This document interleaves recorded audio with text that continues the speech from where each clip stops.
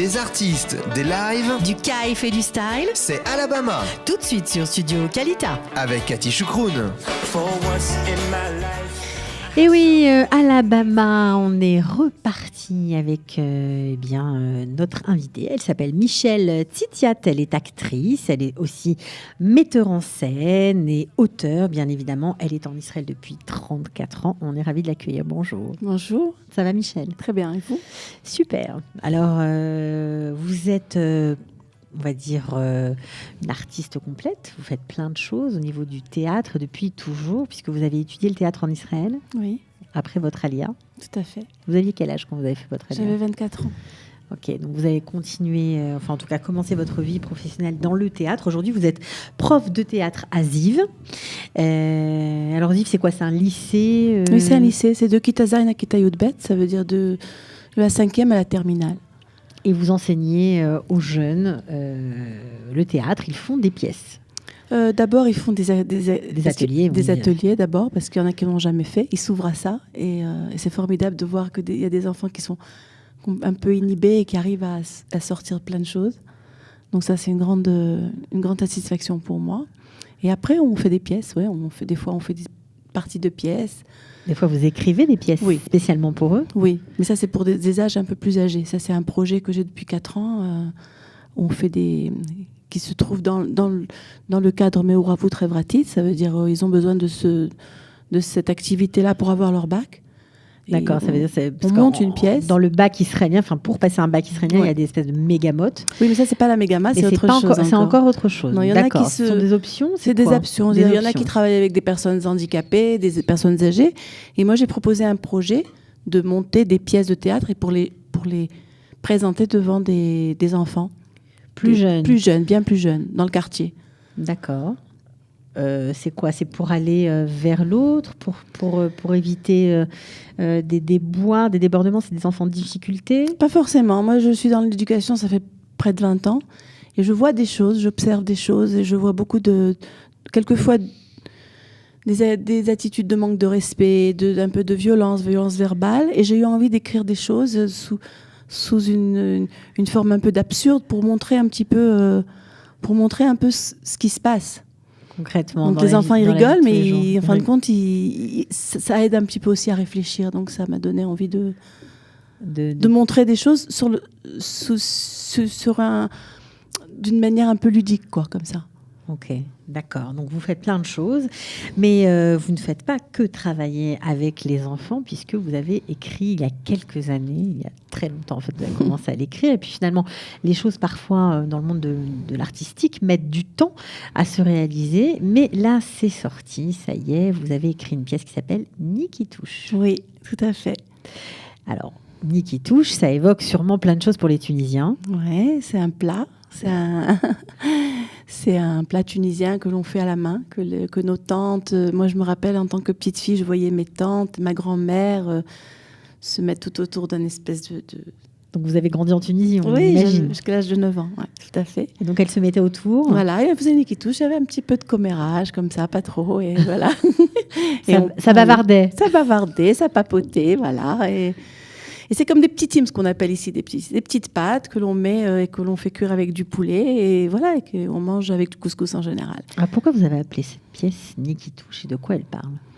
Alors, Nikitouche, c'est un travail de femme d'abord, c'est un travail un peu minutieux. Et ce qu'on a fait, Daphna et moi, l'autre comédienne, une comédienne formidable qui s'appelle Daphna Levanon, c'est un travail minutieux qu'on a fait toutes les deux. Parce qu'en fait, en hébreu, on appelle ça théâtron fringe. C'est-à-dire c'est un théâtre un peu intimiste. Et on n'avait pas on n'a même pas du tout de budget. Moyens. Ouais. Donc, on a tout fait toutes les deux. Et on voulait appeler notre théâtre Nikitouche. Et après, parce que la pièce, à la base, elle s'appelait Ma'ato Sapo. Et puis j'ai dit à Daphna, pourquoi on ne l'appellerait pas Niki Touche? Elle me dit, ah, en plus, ça parle, ce genre de... Ben, c'est très évocateur, en tout cas pour ceux qui ont connu justement cette ambiance en Tunisie. Oui, les patios, voilà. les petites maisons. Mais même pour les Israéliens, parce que ils connaissent pas Niki Touche, ça fait ça intrigue. Voilà, quand je parle avec les Israéliens, ah, mais c'est Niki Touche. Ça Voilà. intrigue. Donc un théâtre intimiste, un théâtre écrit par vous, une femme, Ouais. joué avec une autre femme. Alors c'est quoi? C'est une voix un peu différente par rapport à ce qui se fait dans le théâtre israélien? Je pense, oui. Moi, j'essaye de faire des choses qui me parlent dans le sens où je pense que le public... Enfin, pour moi, j'ai pas envie de faire des choses un peu ésotériques. Je sais que dans le théâtre, on fait beaucoup de choses un peu... comment dire Spécial. Ouais. Perché. Postmoderne, trucs comme ça. En général, ce genre de choses ne m'intéresse pas trop. On peut pas généraliser. Bien mais sûr, j'ai il en été faut pour tous les goûts. j'ai été voir plusieurs pièces et j'ai pas, c'était difficile. Moi, j'aime bien que les choses soient Concrète. concrètes et voilà quoi. Et donc, il s'agit de deux femmes qui, par la force des choses, qui sont amenées à habiter ensemble à une période de leur vie. Ce sont des femmes diamétralement opposées. C'est-à-dire que Clara, que j'interprète, c'est une ancienne comédienne française. Et elle veut aussi être comédienne en Israël. Elle vient d'une famille juive tunisienne, mais de sa mère, d'origine communiste, juive tunisienne, et son père n'est pas juif. Donc, il ne connaît rien à la religion. Et Rina, elle est Choseret Betchouva. Elle est revenue à la religion, elle est tsabarite. Donc elles ont toutes les deux des codes, elles ont un peu des formes de pensée complètement différentes. Elles ne se comprennent pas toujours. Alors, est-ce que c'est une pièce autobiographique? En tout cas, il semble que oui, ou en tout cas, beaucoup d'éléments peut-être sont autobiographiques. Il y a des éléments qui sont autobiographiques. Je n'ai jamais été... je suis jamais rentrée dans une maison et j'ai dit « Ah, c'est l'appartement 4, oui, non, mais j'habite... » Non, j'ai jamais eu ça. Mais il y a beaucoup d'éléments qui sont autobiographiques, même pour deux autres personnes que j'ai rencontrées, que j'ai connues. Parce que moi aussi, je suis un peu dans les deux mondes. Je suis un peu... Choseret Betchouva, je suis dans le côté plus spirituel, je suis aussi dans le côté laïque. Enfin, je pense que le peuple juif, il est les deux, quoi. Pour moi, c'est complémentaire. On a besoin de la spiritualité, mais on a besoin aussi de l'art, on a besoin de la liberté. Enfin, moi, j'ai du mal avec les carcans, les trucs... un peu noukché, un peu rigide. Alors, c'est la première fois que vous montez une pièce pour adultes dans un théâtre. Oui. Pourtant, ça fait très longtemps que vous êtes en Israël. Oui, mais j'avais des priorités. J'ai eu 3 enfants et j'étais confrontée à des difficultés matérielles et autres. Donc, d'abord, c'était surtout travailler, Gagner sa vie. Gagner sa vie, faire rentrer de l'argent à la maison. C'est difficile de gagner sa vie avec son art en étant comédienne en Israël? Je crois. Oui, je pense. Moi, c'est un petit marché, un petit milieu. Je peux pas vous dire exactement parce que moi, j'ai jamais été vraiment. C'est la première fois, quoi. J'ai toujours été prof. Vous étiez prof. Et puis je faisais aussi des ateliers pour les enfants, pour les femmes de théâtre, trucs comme ça. Donc comédienne. Je ne l'ai pas été vraiment, quoi. Alors, vous dites vous-même de votre pièce que c'est un dialogue entre la Emouna et la Oumanout. Oumanout qui veut dire... la Emouna, c'est la foi, et la Oumanout, c'est l'art. Hein. Oui. Pourquoi vous dites ça de cette pièce?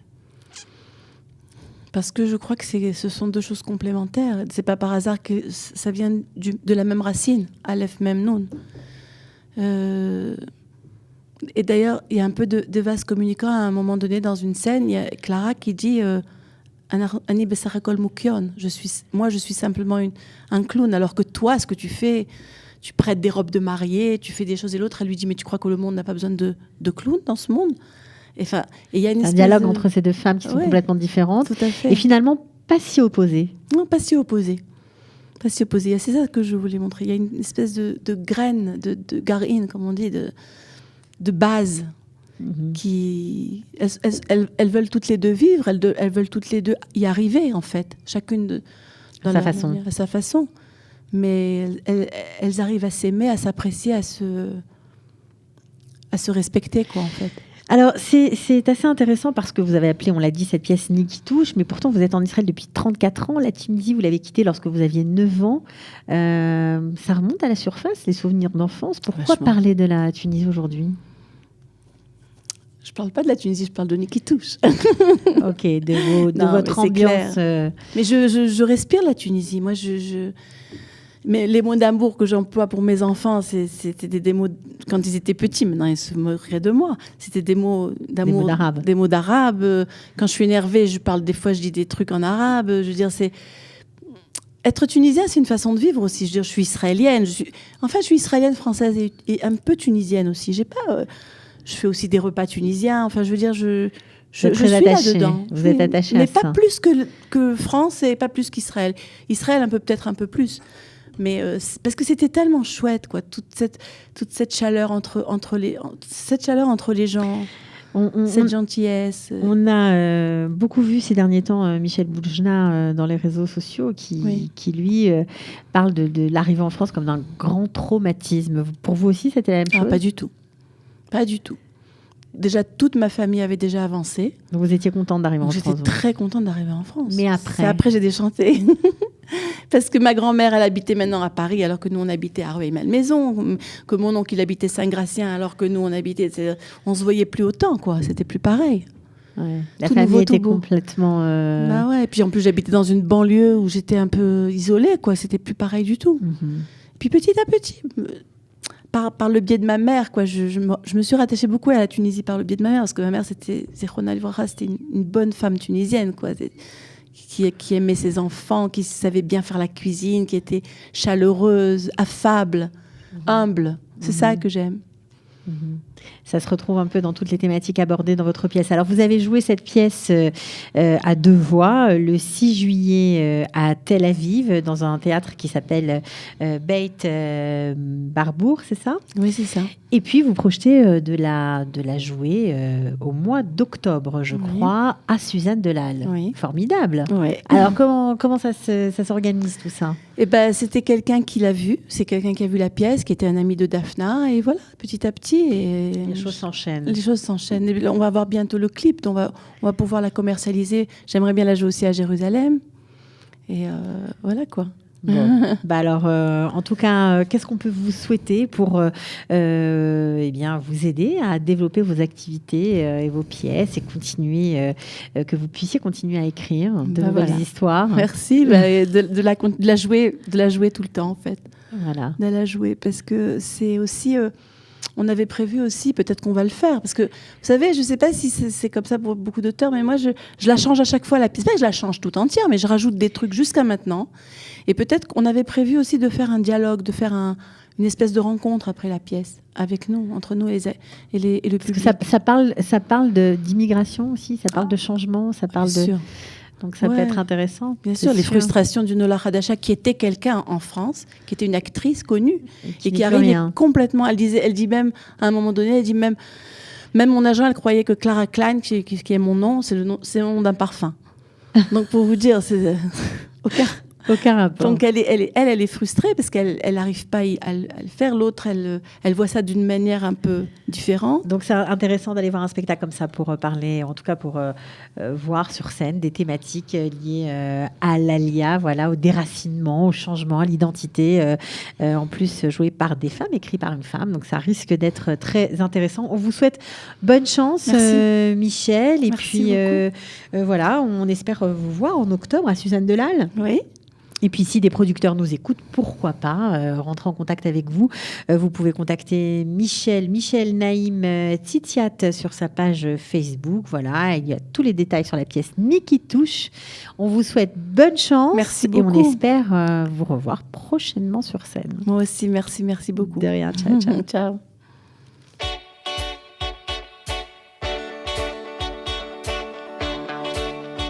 Des artistes, des lives, Du kiff et du style c'est Alabama sur Studio Kalita. avec Cathy Choukroun.